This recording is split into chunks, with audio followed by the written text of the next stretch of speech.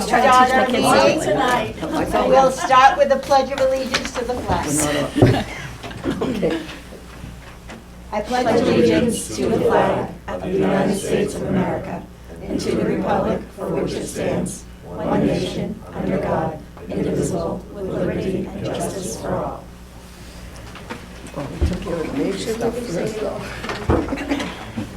Okay, welcome to the school committee meeting of January 9th, 2025, and also the beginning of our budget process. It's nice to have so many of our budget committee here tonight. We appreciate that. And we also want to say thank you to Jackie, who provided yummy snacks, and everybody, feel free to go over there and help yourself at any point. Because it's School Board Appreciation Month. Oh, it is? It is. Oh, I didn't know that. I said we always feel appreciated. I feel appreciated right now. Okay. Are there any adjustments to our agenda? There are not, but I do want to just explain that it's not typical for us to have celebration of learning or progress monitoring when we're in the budget season because of a budget meeting to follow, so we keep it just to business. However, the progress monitoring last month, we weren't able to do it because we didn't have the information, so Mr. Ward is going to do that tonight. Okay. And our next month, we won't see progress monitoring or celebration of learning. Okay. Okay. Good to know. Any comments from the public? All right, then we'll move right on to number 3 and progress monitoring with science with Mr. Ward. All right, It's time to grab your broom. great time for brownies. I have just a brief presentation this evening around some science data from the last 2 years of the Maine through the year science assessment and how it relates to some curriculum work that we've been doing the last couple of months. And so to start, I'm just going to share a little bit of science data. I can only go back 2 years in the current online system that the state uses to track this. So that's why I only have the last 2 years up here. So the snapshot I want to show you here is just the overall performance in 2023 in 5th grade and 8th grade, which are the 2 grade levels that are tested. So the quick snapshot is green equals good, yellow, orange, not so good. So you'll see that in grade 5, our students, the percentage of students that were meeting or exceeding the state expectations was like 18.5%. And those that were below or well below is, what was that, 81 and something. And then in 8th grade, you'll see a significant increase in the number of students that are at state expectations, with therefore then much less at the below and well below. So while that does not look great for the number of students at 5th grade that were not meeting the state expectations, this chart here shows you how we compare against the actual state itself. And so our scaled scores here are 36, which is below what the state expects, is actually still 2 points higher than the state average, which is also below. So while those aren't great numbers, it does reflect that we're actually still on par with what's happening at the state, not a little bit better. And then here at the 8th grade scores, you'll see the same thing. Here, our overall average scaled score of 42 was actually right at the state level, whereas the state averages of 39 was still below. So by 8th grade, our students are actually outperforming the state average. This was in 2023. 24, we see similar pattern in terms of the overall school here.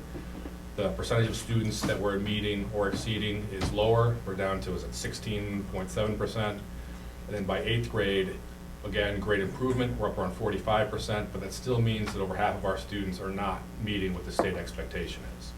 So similar to what we saw in 2023, when you actually compare our scores to the state, at 5th grade, it was the exact same. Our students scaled average score of a 34, same as the state, below expectations. And in 8th grade, our score of 41 is better than the state and is actually at the state expectations. So the good news is we were at or better than the state average when it comes to science testing. The not as great news is it's still below what the state and the nation has for expectations for our students. And so I decided to start looking into this a little bit. And so for the past few months, I've been talking about this with our teachers from K to 5 that teach science. And so a couple of things that came out of these meetings and our conversations, the district focus and priority has been on literacy and numeracy, and rightly so, right? Those are the foundations of everything that we're asking our kids to do. And so we're not going to look to increase our time dedicated to science. There just isn't enough time in the day at those grade levels. So while they're only getting science 2, maybe 3 times a week, once kids get it to the middle school level, 6 through 8, they're getting it every day. So it shouldn't come as a surprise that we see that big leap from the 5th grade testing to the 8th grade testing. Secondly, have you been in all of the classrooms? I believe in the high quality staff that we have. This is not a teacher issue at all. And so knowing that the time's not going to change and that we have the right people teaching this, the third place to look is at the curriculum. And so I did kind of an in-depth review of our current curriculum with the teachers from K to 5. We highlighted some strengths and challenges of the current programming. And we came out of this kind of with a consensus that we need to explore other options that are a better fit for the amount of time that we have and the needs we have as a school. So I have that document that I would be happy to share with folks later if you want to see all of the notes that came from these various meetings. But in summary, they feel like the material is engaging for kids when it's the hands-on piece, but there was a lot in our current curriculum that really drags. It's really slow, it's really chunky, and for teachers, it doesn't fit into the allotted time that we're using, and so they have to spend a lot of their planning time trying to chop up the larger unit into pieces that are going to fit. And if you're not following this program with fidelity, it's not going to be as successful. And so, again, the big takeaway was what we're currently doing just doesn't fit into our schedule, our time, and what our students need. And so we really needed to look at what other options are out there. So with myself and some volunteer K to 5 staff, we developed a little science curriculum group that has met for the last couple of months. We reviewed other options and also wanted to make sure that they fit within our existing budget. The first company that I called and got a quote for was more than happy to help me and sent me a quote for over $60,000 per year, by the way. And so that was, thank you, I appreciate your time. I'll take your free samples and I won't talk to you again. So our group, I collected a lot of information, and again, if you'd like to see the document with all of the notes, the links, and the resources, I'm more than happy to share. But I collected a lot of different things. I reached out to other schools to find out what they were using, what they liked about it, what they saw as challenges. And believe it or not, there is a school in the state of Maine that is using that curriculum that's $60,000 a year. Their science scores aren't any better than ours, so. Good to know. Okay. Good to know. And then we thought once we could eliminate what doesn't fit and find a couple of things that might, we could try out and explore what some of those alternatives are. We try to observe some science lessons and see what it actually looked like in person or through video recordings. And then eventually our goal is to have a recommendation for next school year that will fit into our existing budget. And so we reviewed 8 different curriculums, and we narrowed it down to 3 possibilities that we felt met our needs. They fit within our dedicated amount of time, they meet our budget restrictions, and those 3 were Science Textbook, Mystery Science, and Go to Science. Science Textbook comes from Discovery Education, very computer heavy though. It really lacked hands-on and experiential pieces that we think are really important to engage students. All of their science labs were online. There was no actual hands-on piece. And while we very much like our iReady curriculum for math and reading, the kids already have a great deal of time that they're using online digital platforms. And so we kind of thought, put that on the back burner, probably not perfect. Go to Science, which I had some familiarity with. The elementary schools in the district that I came from, some of them did use this. We looked into it. We really felt that it lacked a lot of rigor and assessments to check student understanding. It felt more geared towards really young students where it might be kind of an exciting thing to watch and see and maybe play around, but it didn't really seem to tie very well into learning. And it really seemed geared towards younger students. So once we got to grades 3 through 5, we felt like it might lack the ability to engage some of those older students. And then Mystery Science was the third one. It also comes from Discovery Education, but unlike the Science Textbook, which was completely computer-based, there's a blend of online videos and tools, but then a lot of easy-to-create hands-on experiences where every one of their lessons has like a 5 to 10 minute video that might lead kids into a problem or something that they want to look into, research, or discover, and then they're actually building things with their hands.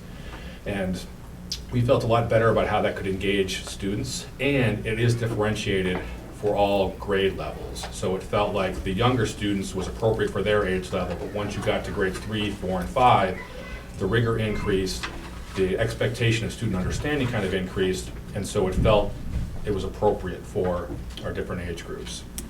The other thing that we looked into is that the prep was really manageable for students. Unlike our current programming, where it's a lot of teacher responsibility to go through the unit, tear it apart, find out the pieces that you want to try and use, and then once you've done that, go to the assessments and figure out again, now what pieces can I actually use because I'm not covering the entire unit anymore. This all fits into the amount of time that we have dedicated with complete assessments and hands-on activities that are meant to happen in those smaller time frames. And it's okay if it blends over from one class to the next. Like there are clear stopping points, but within each lesson, there is still an opportunity for students to engage in something hands-on. It's not just going to be sitting for, I mean, you're in a science class, there's always going to be some part of sitting, watching, learning, maybe not note-taking at the younger grades, but there is something that goes along with it. But every single one of these video lessons had something that was going to engage and hook students and try to build some excitement. And so we felt really good about Mystery Science. And it turns out that one of our elementary teachers had used it in a previous school and was willing to kind of teach a lesson for the rest of our group to kind of look at and observe. And so that's actually going to happen next week. I was able to get a free, for the rest of this year, account to access all of the videos and resources. And so we're going to continue to play with it. At this point, I would tell you we have a heavy lean towards Mystery Science. And I assume by the end of this month, we'll be able to make that as our recommendation going forward. And it's less than what we're paying now for our current curriculum. Oh, that's great. So the teachers on the curriculum group here are all very excited. I think that the current experience has been less than ideal. And several staff did mention, like, there are days where I dread science because I know that it's not going to be great for the kids based on what we're trying to present to them. And I don't think they're going to feel like that with what we're looking at. So that's where we're at with science. And like I said, next month maybe I'll have something finalized that I can propose to John, Paul, and the board for this is where we should put our money towards science curriculum. I'd be happy to answer any questions that folks might have. So what about after 5th grade? So after 5th grade, we rely on what is known as the Dave Cody curriculum. Who happens to be in the audience? Who happens to be in the audience. So Mystery Science does not go above K-5. It is geared for that age group. I think given the success we've seen in growth in our students' achievement from grades 5 through 8, whatever is happening there is going well. I think the trick is making sure I can convince Mr. Cody to record exactly what he's doing, when he's doing it, where all of his resources are, before he decides to leave us in like 15 years, I think, that's what he said. Is there a thought that this, like, improving the curriculum in the younger grades will help build? You are exactly correct. Yeah, My okay. hope would be that if we can improve some of the stuff that happens at the lower grades, that what happens from 6 to 8 will just continue sure. to expand where kids are already, they're not just closing the gap, like I said, compared to the state, we're actually surpassing what's going on. My hope would be that it's only going to grow even further beyond that. Yeah, thank you. That's a great question. Is it okay to speak? Go ahead, yes, go ahead. Are there other metrics that the state's looking at when they're coming up with these standards for the K through 5 grade that's causing the bulk of the schools not to hit the expectations that the state has put out there? That is also a great question. I've only had brief communication with the state around how all that's happening, and the short answer is I don't think they know. Oh, Every couple of years, every few years, when you get new folks into the state, things change. We've seen the state assessments change multiple times over the last decade. The platforms that they use to kind of capture this information or provide the assessments to students are changing every couple of years. And so I think it's really hard for them to kind of measure, and for us to try and know exactly what metrics they're using to try and measure student achievement. Like I said, the current platform only goes back 2 years, so I can't even go back further to see what our science scores were beyond, or before 2023. So that's a great question, I don't have an answer. Wasn't 2023 the year that they changed was that the year they changed the testing format, the state testing format? Do you remember, Dave, science testing? I think it was 20. Yeah, it's, this would be the This would be the third year with the Third year, new yeah. system. Yeah. Yeah. Do you And exactly what Brent, it has been so frustrating as a science teacher this has been a decades-long problem. You just start to get some data coming through after let's use this for example, 2 or 3 years. And now you're starting to see some things you can hang your hat on a little bit, and then boom, they change the system again. Makes no sense to me. I'd love to know how many times in the last 20 years they have changed that testing system, and then you're starting over with your data again. Yeah, the one positive is, across the nation, the next-gen science standards are kind of seen as what the gold standard is for what our students should be working towards. But the way each state, and then within the state, each district kind of approaches it, can look a little bit different. I mean, because it also involves engineering and technology within that, and how you want to prioritize that can look different. And we never know from year to year what the state assessment is going to be looking for and prioritizing. Do our teachers get to see what the students, like the tests that the students are taking? There are practice tests that can be made available, but it's a couple of weeks, Okay. maybe a So, month before the test. Does that sound right to you, Dave? Yep. Yeah. so not to teach to the test, but if there are over the years this similar concepts that they're testing, obviously you would incorporate that into. You can. What you're doing. Usually what But happens so in the I'm state saying, is like- post-assessment Mhm. is when you'll get a release of all of the standards that are covered. Okay. And what that looked like. So I gave you just a couple of quick snapshots. I could go a little bit deeper into different subsections that are tested. And so I have that data as well. And so I could say, okay, in the last 2024, here are the 4 subsections that you kind of looked at. Here's how many questions were in each subsection, but you don't get that information until after it's been done. Okay. But just thinking, like, if the teachers are looking at it and there has never been a question or never been anything about density. Pre-K, my kids have always done, does it sink or does it float? Right. And they drop a pumpkin in a big bucket of water.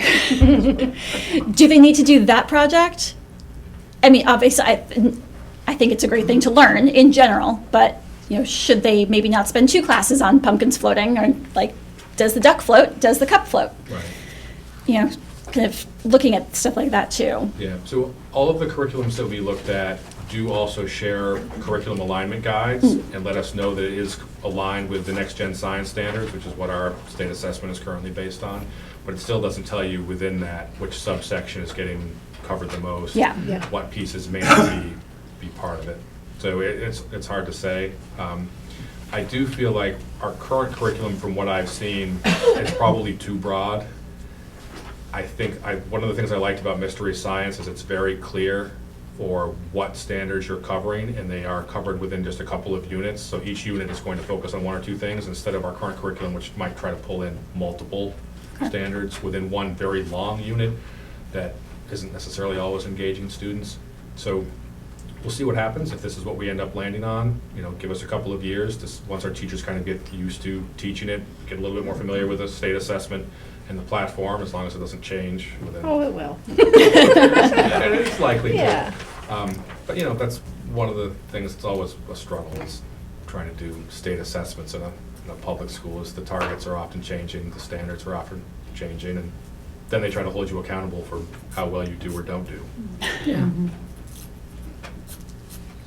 Well, I think this is good. It shows how much research you actually have done to see what's out there for curriculum, and having the staff involved to help pick it is.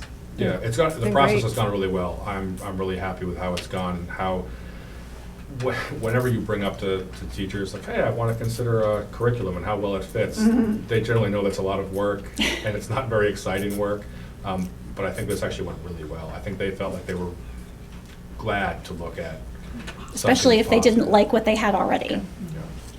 And there has been some excitement around the Mystery Science program. So we're hopeful that what we see next week will keep that excitement going. Good. Can I ask another question? It's okay with me.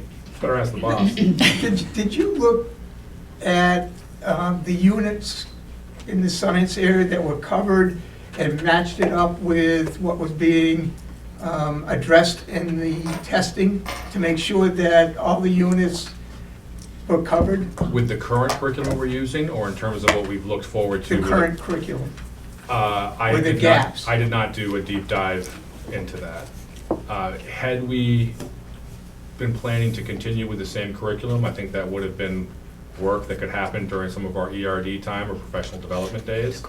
But aligning our science curriculum with the standards and then kind of doing a vertical alignment along all of the grade levels to make sure that we're covering all of the right topics at all of the right times is future work that needs to happen. Well, thank you very much You're very welcome. for all that work.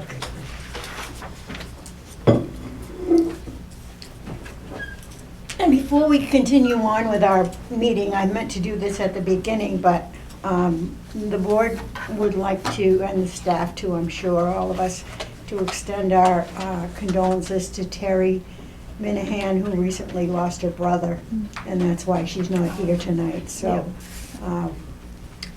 we send our sympathy and our love to Terry. I believe she's back in Florida now. That's where her brother passed away, and she's trying to attend to his wife, so. All right, then. We will go on with the consent agenda, and I'll look for a motion to accept the consent agenda. So moved. That was me. Second it. I thought you were. We're busy tonight, aren't we? Moved by CJ, seconded by We're full of Jeanette. brownies. Can't think. All we're full those in of favor? brownies. All right, we'll just blame. Don't blame the brownies. What's in the brownies? Sugar, a lot of sugar. Anyway. Okay. Let's go on now to chair reports, and we'll have the superintendent's report. You bet. I just have a few items. Since our last meeting, you passed the remote snow day authorization. We're ready to go if we have snow, but that sledding hill is not looking like it's ready for snow. Here we go again. It was, if you remember last year, I don't think we had a snow day till maybe March. Yeah. I don't remember, but it was a lot like this, right? So that's the first thing, is we're all set to go if that were to happen. Just a quick note on Christy Hall, as I transition away from building leadership and look at part-time next year, there's certain pieces that need to be attended to that I did as the building leader that Mr. Ward and I talked. He was fine for me handing the torch to Christy on this, and that's our outdoor learning programs that we have, those three events that are really critical and important to kids. And to prepare for that, there's a certain level of outdoor expertise, or at least wilderness medicine, that you need to have, which I had when I arrived. And she just finished a very comprehensive course, Wilderness First Responder, which is a ton of work before you go, and then it's 5 days in the woods with hands-on, and she just got back. Nice. I want to congratulate her on that, because if any of you in the audience is a registered Maine guide, having that woofer with my guide's license allows me to trip lead and do different things, and it also relieves the school of a certain amount of liability if something were to go wrong, because you have a duty to care when you're taking the kids on the trip. If you're sending the kids on a trip, the outfitter has the duty to care. So you really want to make sure you cross your T's and dot your I's. And if you've ever done a woofer course, it's incredible. So she's only 25 hours from Wilderness EMT. Mine had expired. I was going to go with her, and I thought, it doesn't make any sense for me to do this. So she did that, and she got back, and she and I talked for about an hour, because it's like one of those things that you've been through it, you're like, yeah, I know how you feel. So it was really good. She's ready to go. So the ski trip that's coming up in February, she'll lead that. She's already reached out to a couple different ski mountains just to see what the best deal is, the best opportunity for us, and I'll play a background role and support you. And as we get into ropes and rafting in the spring, I'll do the same thing. I'll work with her, but she'll be the point person. And then next year, if she wants me to come along, great. So I think we're in great shape with that. I wanted to mention that. Yeah, I talked to her a couple weeks ago, and she was really excited to do it. Yeah. She said the only thing she was worried about was whether there was going to be enough coffee. Well, she did well in the course, for the most of that. Yeah. I also just finished something the last 2 days, had an opportunity to go to Thomas College and become an Alice instructor. So we've had Joe Jourdain from the Sanford Police Department, he's been wonderful. Really glad I had the opportunity to work with Joe for almost 18 months before going and getting certified myself. Because Joe has a way of taking the Alice program and making it a little softer, because most of what Alice is about active shooter training. Well, we really don't talk like that here. We talk about, you know, violent critical incidents, and it could be, you know, an animal got in the building and we have to close shop and get the animal out of the building. It doesn't always have to be the horrific things that we see in the newspaper and see on the news. So I went to that training, and sure enough, it's great training and it's a great product, but we need to tweak it and modify it a bit for the Acton way for kids that are 4 to 14. And that was, I was blown away at the amount of work it was, but what I got out of it. So Joe and I are gonna meet next week, and we're gonna iron out the next steps for the staff, but we're in great shape when it comes to safety, and we've been communicating this with parents. We had a forum as well. I don't see the need for another forum. What we're gonna do is just take it to the next level where we're gonna get the kids involved. We had the kids at the last safety drill, which most people call lockdowns. Notice the difference? Lockdown versus safety drill. Just the way you say it. It's the same thing. Instead of just having them shelter in place and stay in lockdown, the teachers discussed with them, if there was a need to get out of the building, how would we get out of here? What if the doors were blocked? How about a window? All the options you have to evacuate. That's the E in Alice, is evacuate.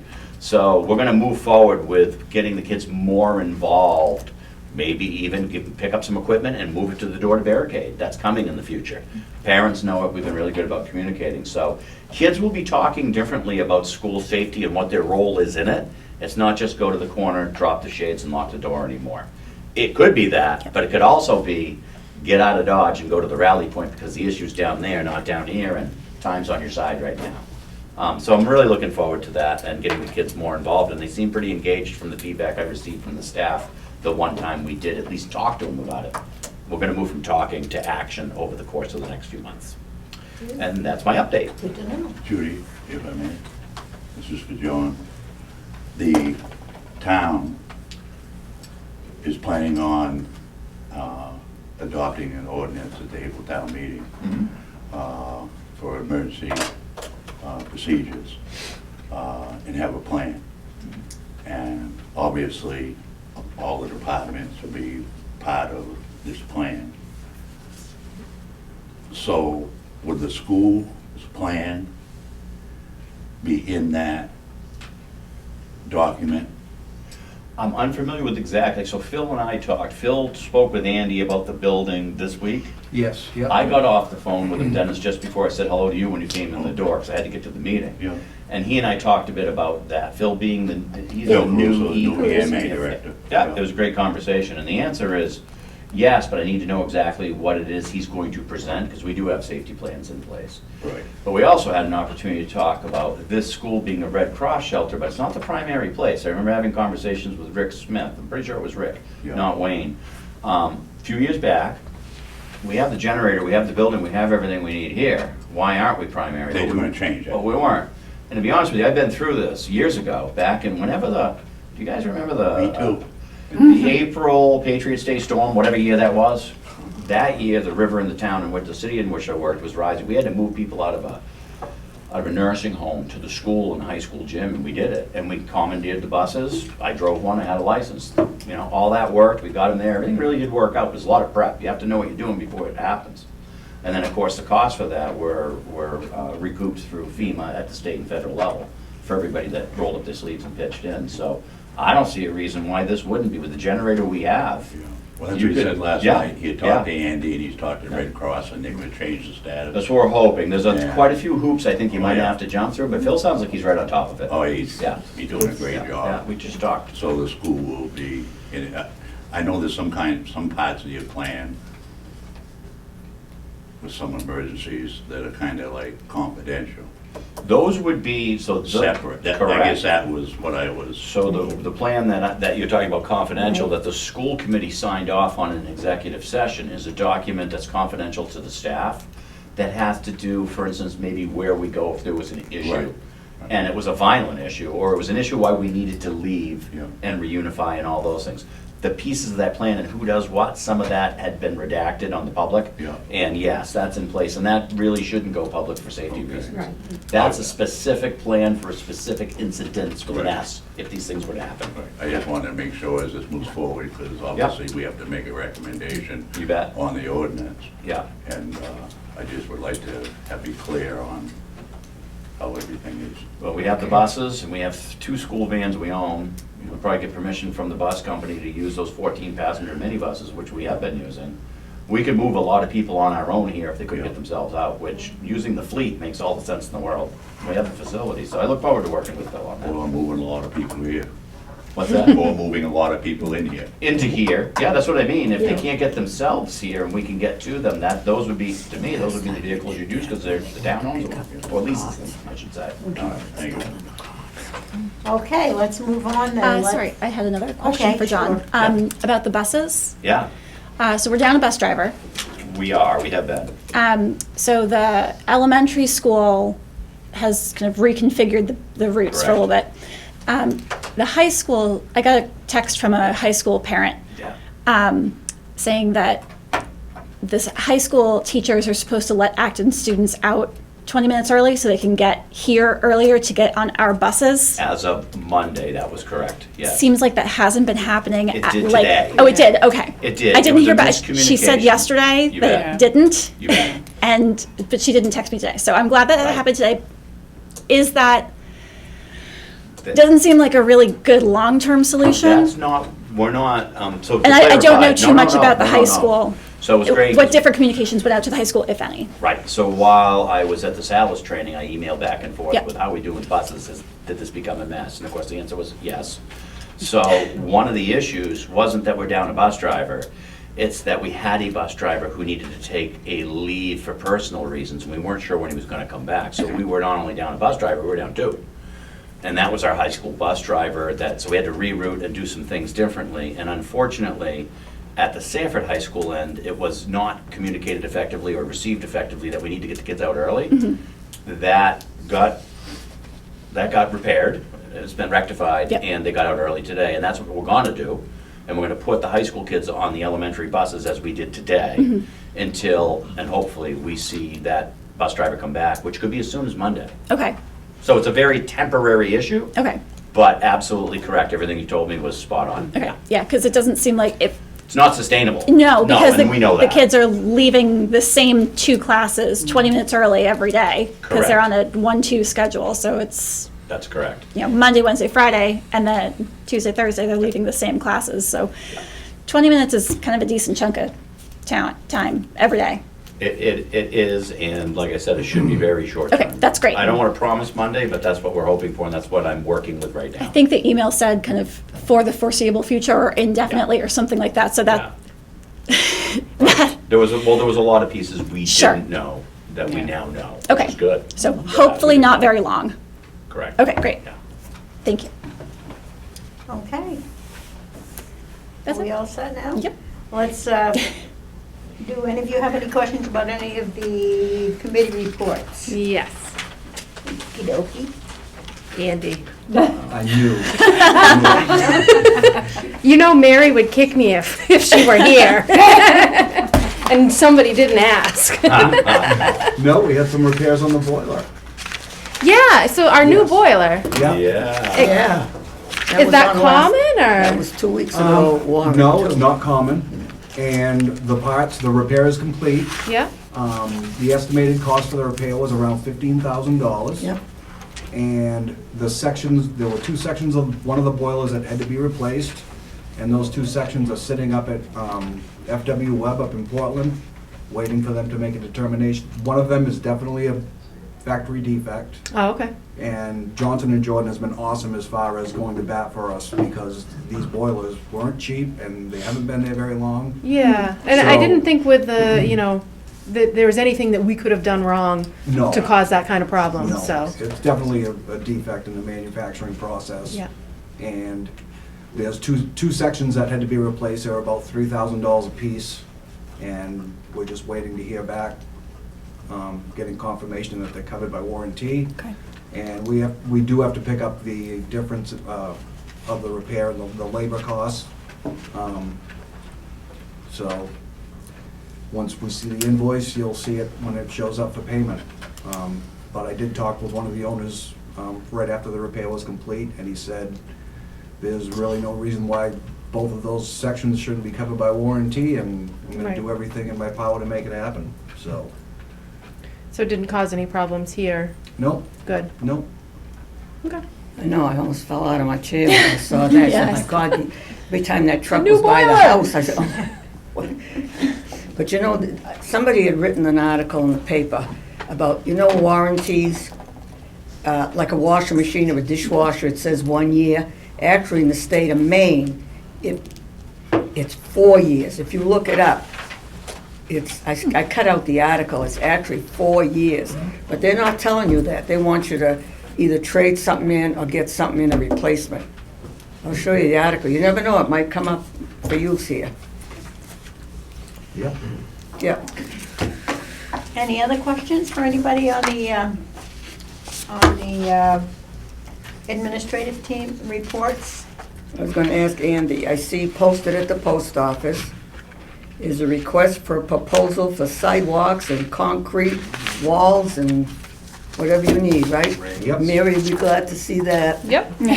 We have the town voters that approved that money, Yep. so Yep. we need to get it done. You must have it out there on some other means, right? Not only at the post office. It's on our website and it's at Yeah, the that, I mean, town I just, hall. because there's so much stuff on that board. Yeah. No, Yeah, I this actually was just, something that town meeting, Right, we couldn't get it approved earlier than the town meeting, and by the time town meeting came, it was too late for us to accomplish it, to schedule it for last for the summer, weather, so. right. Yeah. So we will, we'll be all over that one. yeah, I just met with 2 contractors right Oh. before the meeting. Oh, good. tonight, Great. So, Good. yeah, it's in the works. Good deal. Good. All right, then let's move on.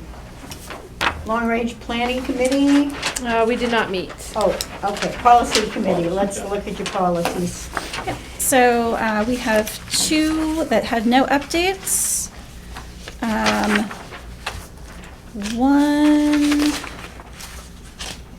2 that just changed board to committee.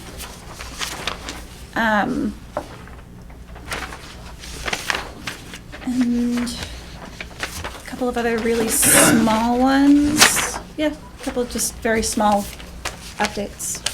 So these are all just review and revised, right? Yes, nothing new this month. Nothing new. Nothing new. No. All right, then I'll look for a motion, I'm not gonna go through all the ABCs of them, but. I can do them. Just the, yeah, just Okay. just the committee meeting. I move that we accept BECE and BEDD for review. Tell them what it's for. Oh, BECE, Executive Sessions Review Procedures, and BEDD, Rules of Order for review. Second. Okay, all in favor?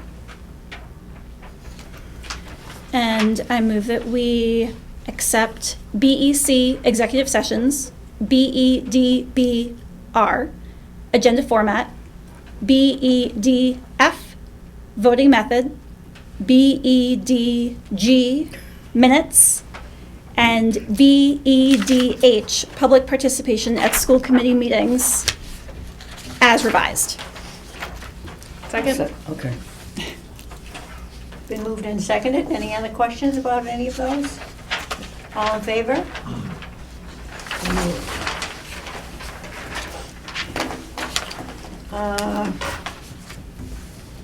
Negotiations have anything? Nothing new yet. Okay. But we set all of our dates Yes, we have a bunch of dates set, so I guess we do have something new. Yes. with both the teachers and the support staff. So those are all coming up, January and February. Excellent. Thank you. All right, then we're gonna move on to new business, and we'll have Mr. Ross give us our school budget goals. Waiting for my code to put this up on the.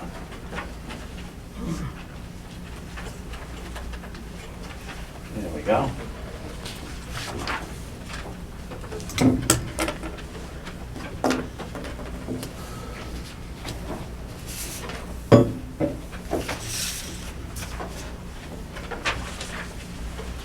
Okay, I think I'm gonna move to the back. You'll hear me.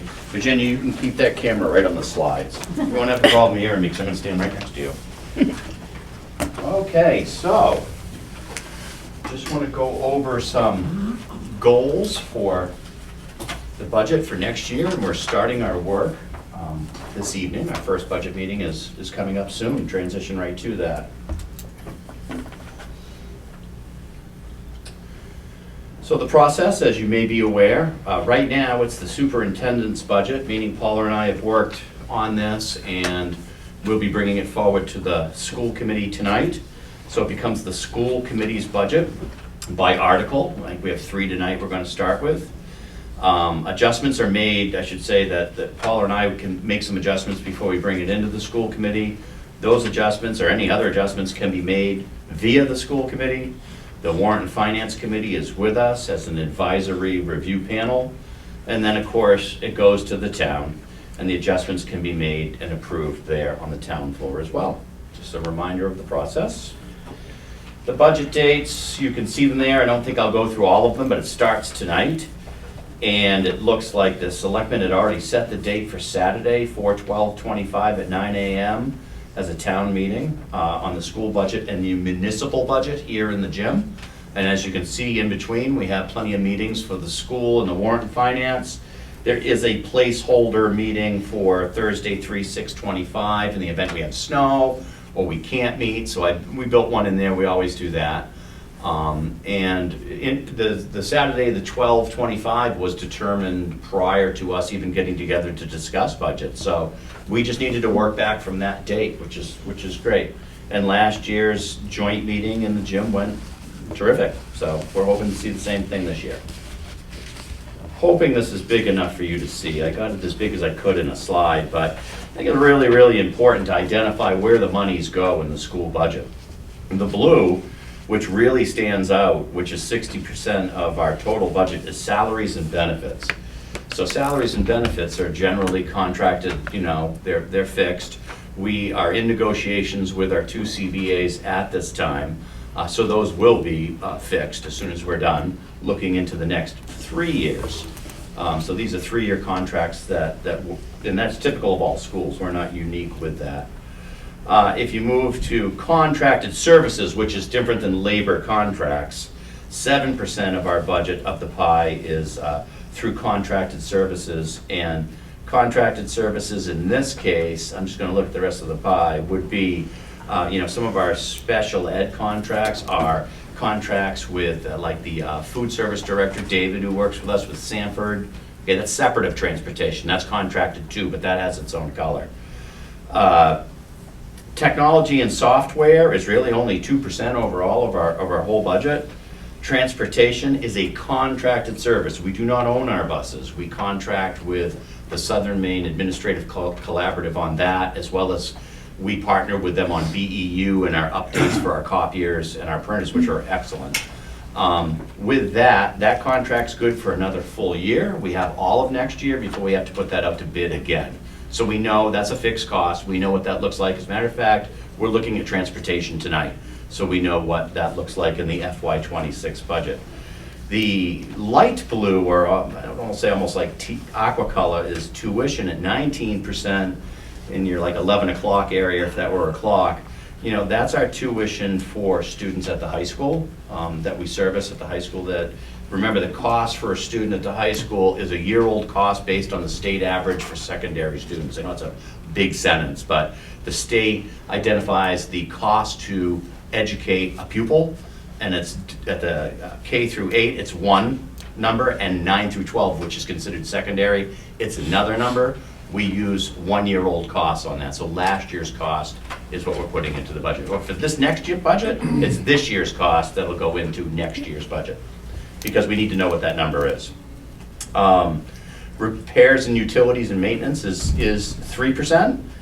And then when you get to books, supplies, it's 2%. So this is what makes up what we do, the work ahead of us. But if you think about it, the 60% piece, once it's done, it's fixed. The contracted services, so now I'm at 67% with the red, that's fixed. Transportation's fixed, so now we're at 74. I haven't done this before. What's 74, 19, be nice, so 93. Am I right? Are you following me here? That the tuition cost gets the rest? So what I'm saying is better than 90% of what we have is done before we even go into the process of looking at the school budget, because the amount of contracts we have and contracted services that we have. Okay, just wanted to kind of give the overview of where the monies flow in our school budget. So let's talk about some goals. Continue and refine the PBIS processes. As long as I'm still around, you're going to see that this happens every year because it's a fluid process with PBIS. We add things every year, we try things, sometimes we get rid of different things we do, but the positive behaviors, interventions, and supports, which we started almost 10 years ago, has really made a huge difference. It really gives us a common language to talk to students about their expectations, and we use them from pre-K all the way to 8th grade, and it's the same language. It's great. You're going to see that every year. Mr. Ward did a fantastic job at the next piece, which is review science programming and implement a new curriculum. So the review's underway. The implementation, with the passing of the budget and turning the page into the new school year, the implementation will be next year. But the work to get us to where we need to be for the budget is currently happening, as Mr. Ward informed us. IT upgrades, I'll go over those. Each one of these has its own slide. Maintain small class sizes, which is very, very important, and school safety, which is very, very important. There's nothing on these goals, there are none of these goals that are not important. Let's look at PBIS. Revise current processes when needed. Add new when we learn. SWIS data to help identify students who need behavioral support. To help those of you that don't work in the school, SWIS is an acronym for something that has to do with collecting data on students' behaviors and then being able to identify where those behaviors happen. Let me give you an example. If John Ross is having a problem as a 5th grader in school and seems to be getting some write-ups and has some disciplinary problems, and it makes it to the point where our teacher teams, our cohorts are talking about John, and maybe the RTI team's starting to talk about John, like what's going on with John? You know, why does he seem to have so many behavior referrals? SWIS will allow you to dig down into where those behavior referrals are coming from. So you might see that most all of my behavior referrals that the teachers gave me happened at recess and it happened at lunch. Not a shocker. It's a more free area. It's supervised, but it's not supervised like a classroom supervised. And that's often where things happen. So we don't need to go to the teachers and talk about John's classroom behavior. We need to figure out on the playground, what is John doing on the playground and or in the CAF, and work with John to rectify some of those behaviors so that he has a better day and so does everybody else. So what's really nice about SWIS is it lets you, what we call, drill down into some of the behaviors that we have. I'll also tell you that I've been here long enough to see that we've kind of moved more into, yes, we still have behaviors, but we don't, Acton Elementary is a special place. The kids are really pretty good, and we really don't have some egregious behaviors. I had a chance to sit with other educators for 2 days doing the SALIS training, and I was, one more time, shocked. Didn't say much, did a lot of listening to what can happen in some other school districts. And like I said, this is a pretty special place. Renew and improve school-wide celebrations. For example, last year the PTG stepped up and they're supporting, like at assembly, we now give, we pull a raffle for a teacher for something, and they get a gift certificate for some swag from the PTG, which is kind of cool. And this year, the PBIS committee decided we're going to divide up the Friday raffles into cohorts so that pre-K through 2, 3 through 5, and 6 through 8 have an equal chance of getting picked. You know, because if you're in one jar, and the younger kids might be getting more, you know, more cat cash, that they have a better chance of winning, right? So now we'll pull one from each cohort so everybody has an equal chance, which was a brilliant idea. And we're going to implement that at our next PBIS assembly when we do the raffles. The science programming, Mr. Ward already nailed it. I don't have much to say other than review various curricula, and he's mentioned to you where we're probably heading. And then we're going to monitor the achievements in science via the main 3-year assessments in grades, 5 through 8. And I think it's super, super important to note 2 things about science, because Brandon and I have talked about this too. There's not a lot of time given to science in the grades pre-K through 5. But yet when they're in 6 through 8, it's a course. So you're gonna see more time on content, you're gonna see those improvements. The other thing is there's no way you can just look at 5th and 8th and say, well, what's happening in 5th and 8th? It's a continuum from K through 8. And I think it's really, really important to note that too. They only test the kids in 5th and 8th, but it's a 5 through 8 continuous curriculum that we need to look at. So that's a goal for next year. IT upgrades, for those of you on the Long Range Planning Committee, I only added those things that we put in the column that says FY26, which is the budget we're working on. So fortunately for us, the Long Range Planning Committee, with the passing of all the articles last April, we cleaned up almost everything we wanted to do on our long range planning goals, such as the sidewalks and all the safety, the kitchen, everything we did, which pretty much took care of the building and put it in really good shape. The only thing we haven't done is we really haven't looked at technology. And we have some issues with our servers. Matt's done a great job at identifying what we might need to do with our servers, which are really just a couple of machines that run everything that's basically connected through the internet for our school. The firewall, keeps kids away from sites they shouldn't be on. How's that sound? It won't let you go there. And we need to look at the server room, which has been in the building, which used to be the old computer lab. It's basically a closet off a special ed room now. And we need to take a look at, reconfiguring what that might look like in regards to ventilation, heat, and where things are when we look at new servers. Okay, so that's the FY26 budget had these in it. And there is more. We have a 5-year plan to have more technology, but we wanted to address the things that are most necessary first, and that's what we see there in IT upgrades. Whether those upgrades become part, as we look at this, we're not looking at technology tonight in the budget, but if we look at the overall budget, depending on where we land, some of these might be extra articles to see if we want to raise and appropriate and to take care of this. But right now, we're looking at putting these in the regular budget. We'll see how it goes, and if it inflates it to the point where it doesn't seem palatable by the 2 committees, we'll look to say, well, we still need them. Do you want to put them into separate articles? And I think only time will tell as we go through each article how these will be addressed. Maintain small class sizes is a goal. Use data to determine appropriate class sizes in groupings, academic needs, behaviors, support staff.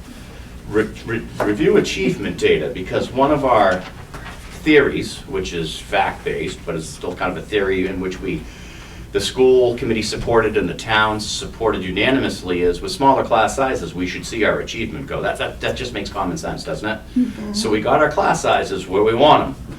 Now, the achievement data should follow. Well, we've only had small class sizes based on this budget since September, and we're only in January. So we don't have a lot of benchmarks to go by yet. However, there is, fortunately, the winter NWEA, the iReadies. The iReady diagnostic. We will have some diagnostic data as we're working on as we're developing the budget, which will be fantastic. Now then again, one data point. You don't make all your decisions on one data point, but it'll be interesting to see in the first 6 months of smaller class sizes, how are we doing compared to the year before and the year before when our classes were not as small? And of course, our hope is we're going to see achievement. So we want to keep an eye on that. And then my plan is to go into this budget with maintain the current number of staff we currently have. And the only reshuffling that may occur, and this is going to be Mr. Ward's, it's going to be his responsibility, will be who teaches what and where. But I don't see that we're going to really do much changing in the staff. We've got the right number for the number of kids we have. So depending on who's certified to teach what and where, that might change a bit because the class sizes are different as they come up through the grades. That's the way it's been here, I think, ever since the school's been built. So that won't look any different. And of course, safety is the last one. We're going to continue to conduct monthly safety drills. What I found too, in just the small amount of colleagues I was with for 2 days, there are schools that do safety drills, but they're not scheduled monthly, which doesn't surprise me. But for the last few years, we've done safety drills every month, and now we're gonna be doing our safety drills we're gonna do them every month, but they're gonna be longer, they're gonna be learning opportunities, and they're gonna look different. So it's not just gonna be shelter in place and we rattle the doors and see if we can get into the classroom. It'll be an opportunity to learn and have discussions about safety, which is very, very different, and we started that with last month's safety drill by having the teachers just speak with the kids. So we'll be doing more of that, and it'll be only better. We'll conduct our fire drills per state law for safety, and then again, we'll fully adopt the ALICE processes, and we will include the students in that process. And then last of all, just a couple of quick picks. I had to pull some from a few years ago when we had snow. So those aren't super new, although we did have snow with our tree this year, but that wasn't this year's tree. So I will turn this off, and are you okay with me opening it to any questions, Judy? Yeah, sure. Any questions on the goals? Because we're going to go through this with a fine-tooth comb in about 5 minutes. Two things. Yeah. One, you Yeah. talked about the good behavior of the students here, okay? Okay. I like to think myself that over 60 years ago, I set the bar for that. Did you? And since that time, the kids have Yeah. slowly climbed up to that level. Well, in the PBIS literature, there is the Dennis Long standard. And now I know where it came from, Dennis. Should be some right. The other thing is, John, is on your scheduling. Yeah. And I have no, whatever, one way or the other. Yeah. But I see in your scheduling, you have a public hearing. We do for just the school. Exactly. Correct, here at the school. And on the town level, and I don't know if it's the same for the school or not, that if you have a secret ballot, like we used to have for a few years with the school, you had to have your public hearing. And the same thing on the town end. But where we have an open town meeting, Yeah. that is your public hearing. Okay. And so you don't need to have that separate So you're saying public hearing. we're kind of doubling our efforts by having an open forum? Exactly, and I know coming for the last whatever years to your public hearing, the attendance is honestly Yes. very low. I think the last 2 years, it's been Just been the people in the room. Yeah, and so I'm just saying, Yeah. if you don't need to do that, unless you That's a really good want to point. do that, I think, I'd leave it to the I- school I- committee. I Sure. think- I think we could Save a night. bypass that because we do put out the budget book ahead of time that really shows everything in it and what it's for. It's pretty self-explanatory. And we also have letters that John and I both write for that explain what we're trying to accomplish through our budget. So I think passing that I would vote for that. I mean, I think the school committee and the school in general, for the lack of better words, does so much to put this information out there, and for literally nothing, other than Yeah. doing what you need to do, that an extra night, which takes up quite a few hours, honestly, is, if you don't have to do it, I personally don't think it's necessary. It's up to you guys as part of the budget process. This is. I might be wrong about the school, No, but I know this don't. is how it works with the town. Right. I don't, if it isn't something that we have to do, I mean, the purpose of that was to go through the budget book and explain so that people had a good understanding before the town meeting of what we were asking for and why we were asking for it, and what our goals were and so forth. So I think if we don't, if we don't have to have that, and it has been very poorly attended in the past. Why don't, between now and our next budget meeting, because our next budget meeting is not on a school committee night, because we move forward with just budget meetings, Paula and I will look into this to make sure we don't have a state statute that has to do with, because we're our own, we're not an RSU, right, we're not an SEU, we're our own LEA, which is a local education affiliate or association, so we're good to go. Yeah. Let me double check, because I don't want to just say that's a great idea with making sure that we don't, because that has always been in place since I've been here. It started when we started with the secret ballot on the Okay. school budget, that's when it started. And Okay, I think we had this discussion last year. okay. Because I brought it up that it was the Why public bother? hearing. Yeah. Public hearing was town meeting. And then I think the consensus at that point last year was, well, let's just have it just in case. Yep. This year, if we don't have to do it lawfully, there's no law against it, I'm all in to not have another night out. I'm fine with that. If that's, again, that's a board decision, not a me No, I decision. Yeah. So why don't I do the homework on that, get back to you at the next budget, and it won't require board action, because the schedule wasn't board action, the schedule was informational, we just Yep. decided that, so you could make that change anytime you decided to. Okay. Yeah. Don't Sounds ask good. too many questions. Everything's going along the way last year and the year before. We don't need to get into what, the deep weeds. Okay, I think that takes care of 7-1.